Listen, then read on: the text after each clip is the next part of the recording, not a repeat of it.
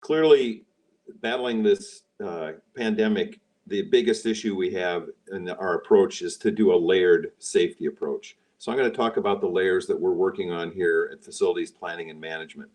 Carl talked a lot about what we're trying to do in classrooms with de-densifying them and adding cleaning supplies so that they are cleaned every time and people are spread out. And that really is the general approach that we're taking for the entire campus. Is we want people to have their mask on, we want them to keep moving and reduce density, and that will all help us reduce the amount of infection that can be spread. So we're going to be doing cleaning a little differently on campus this year.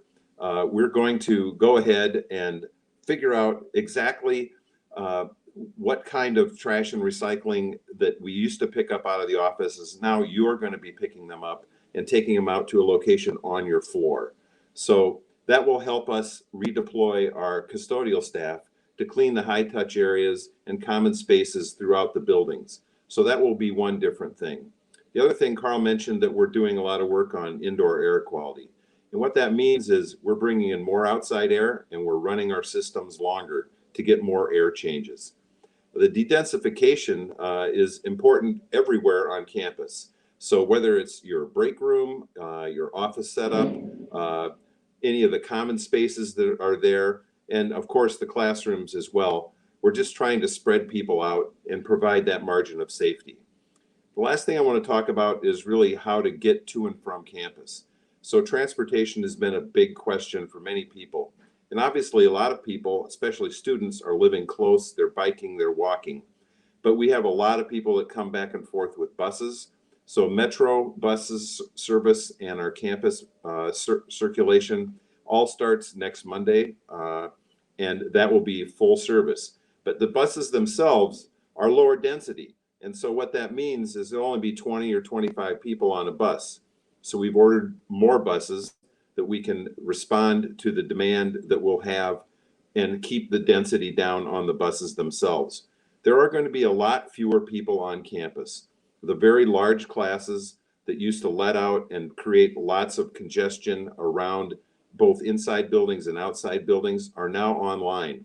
So we're going to be evaluating what that campus flow looks like and how we might need to react to it as we move forward.